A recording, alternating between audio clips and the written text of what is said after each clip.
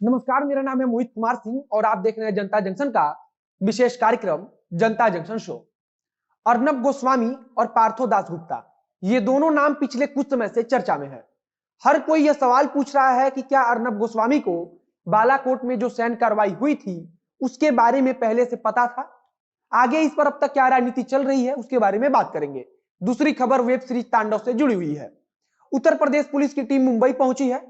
अब तक उत्तर प्रदेश पुलिस की तरफ से क्या कार्रवाई हुई है और मुंबई पुलिस का इस पर क्या कहना है, इस पर बात करेंगे।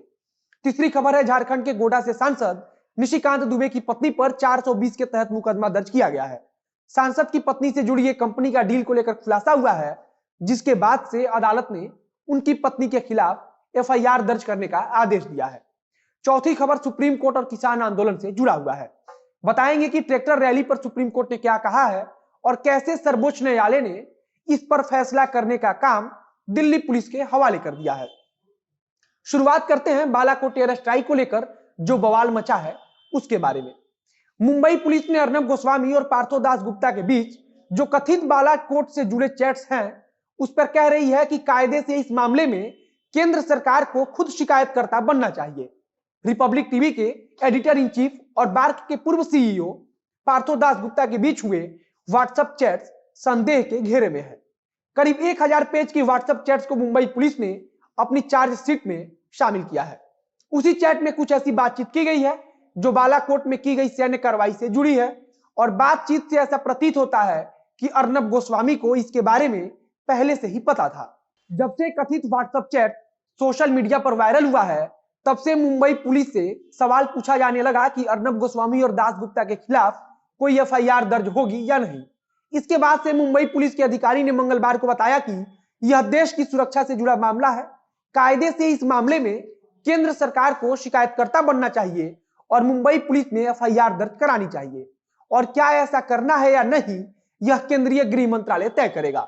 वहीं इस मामले पर महाराष्ट्र के गृह मंत्री अनिल देशमुख ने कहा कि हम केंद्र सरकार को आदेश नहीं दे सकते, बल्कि हम सिर्फ अपनी बात को उन तक पहुंचा सकते हैं।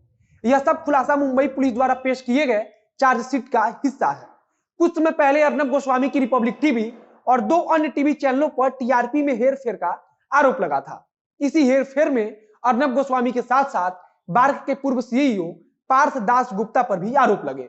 इसी केस के सिलसिले में मुंबई पुलिस ने व्हाट्सएप चैट का ट्रांसक्रिप्ट अपनी चार्जशीट में शामिल किया था और अब इसी चैट में बालाकोट एयर स्ट्राइक से जुड़ी बातचीत की गई है।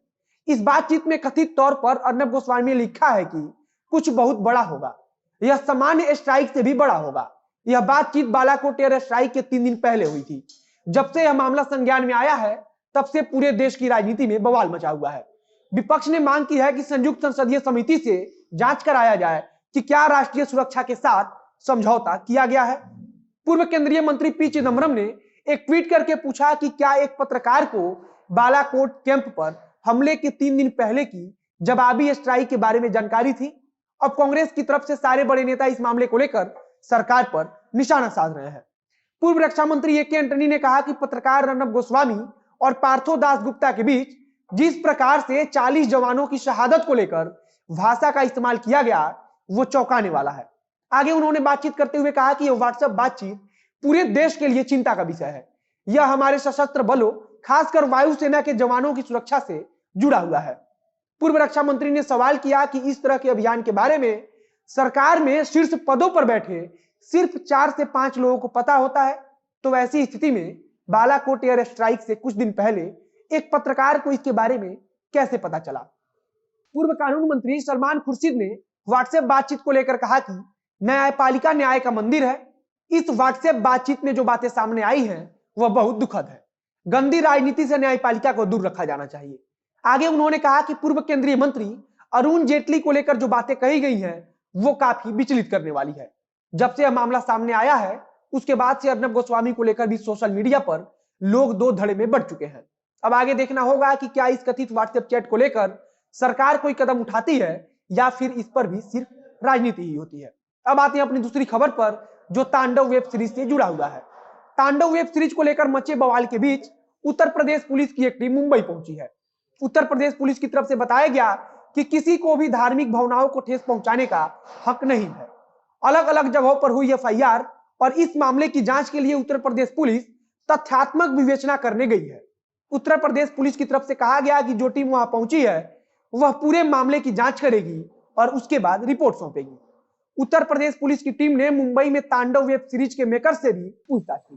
कहा जा रहा है कि लेखक गौरव सोलंकी से लेकर प्रोड्यूसर हिमांशु किशन मेहरा और अली अब्बास जफर, इन सबसे सवाल जवाब किया जा सकता है।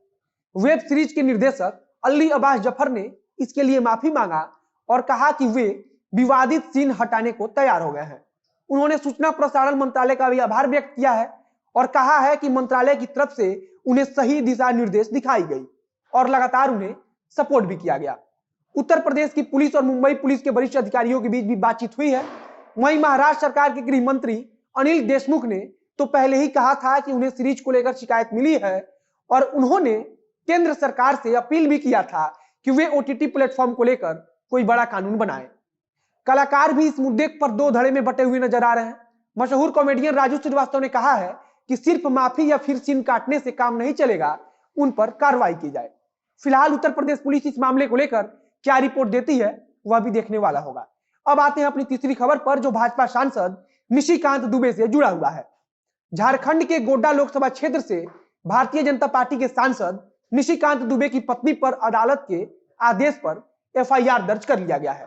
यह एफआईआर प्रॉपर्टी खरीद के मामले से जुड़ा हुआ है। यह मामला देवघर के चर्चित एलोकेसी धाम से जुड़ी हुई है। यहां पर एक कोठी खरीदी गई थी। इस डील का निबंधन एक कंपनी के नाम पर हुआ था। कंपनी का नाम ऑनलाइन एंटरटेनमेंट प्राइवेट लिमिटेड है। कंपनी के प्रोप्राइटर सांसद निशिकांत दुबे की पत्नी अनामिका गौतम है। आरोप है कि कंपनी की तरफ से जो डील की गई है वह रजिस्ट्री गलत तरीके से हुई है। इस मामले में देवघर के सब रजिस्ट्रार राहुल चौबे ने शिकायत दर्ज कराया था, जिसके बाद भाजपा सांसद निशिकांत दुबे की पत्नी अनामिका गौतम समेत 5 लोगों पर धोखाधड़ी का मामला देवघर नगर थाना क्षेत्र में दर्ज कराया गया है। अब आते हैं अपने आखिरी खबर पर, जो किसान आंदोलन से जुड़ा हुआ है। सर्वोच्च न्यायालय ने आज सुनवाई करते हुए कहा कि ट्रैक्टर रैली पर फैसला दिल्ली पुलिस को लेना है। सर्वोच्च अदालत ने इस विवाद में दखल देने से इनकार कर दिया और कहा कि ट्रैक्टर रैली को लेकर दिल्ली पुलिस ही इजाजत दे सकती है। इसके अलावा सर्वोच्च न्यायालय ने कमेटी पर लगातार उठ रहे सवालों पर भी नाराजगी व्यक्त की। सर्वोच्च न्यायालय के चीफ जस्टिस ने सुनवाई के दौरान कहा कि हम ट्रैक्टर रैली को लेकर कोई फैसला नहीं सुनाएंगे, इस पर दिल्ली पुलिस को फैसला लेना है। वहीं किसान नेताओं ने कहा है कि हम हर हाल में ट्रैक्टर रैली निकाल कर ही रहेंगे। किसान नेता राकेश टिकैत ने कहा कि एनआईए की तरफ से किसानों को नोटिस दिया जा रहा है। अगर ऐसा ही होता रहा तो सभी किसान एनआईए दफ्तर के बाहर ही धरना देंगे। वहीं आज दिल्ली पुलिस और किसान नेताओं के बीच में ट्रैक्टर रैली को लेकर एक बैठक हुई। इसके अलावा गृह मंत्री अमित शाह ने दिल्ली पुलिस के अधिकारियों के साथ बैठक की थी, जिसमें गणतंत्र दिवस की सुरक्षा को लेकर समीक्षा की गई थी। फिलहाल किसानों और पुलिस के बीच भी बातचीत चल रही है। आगे देखना होगा कि क्या ट्रैक्टर रैली को लेकर कोई बीच का रास्ता निकलता है या फिर दिल्ली पुलिस सख्ती बरतती है। आज के जनता के शो में बस इतना ही। वीडियो अच्छा लगा तो शेयर कीजिए, फेसबुक पर देख रहे हैं तो पेज को लाइक कीजिए, यूट्यूब पर देख रहे हैं तो चैनल को सब्सक्राइब कीजिए। मिलते हैं फिर बहुत जल्द अगले वीडियो में। कैमरे के पीछे खड़े हैं पीयूष चौरसिया और मैं मोहित कुमार सिंह। धन्यवाद।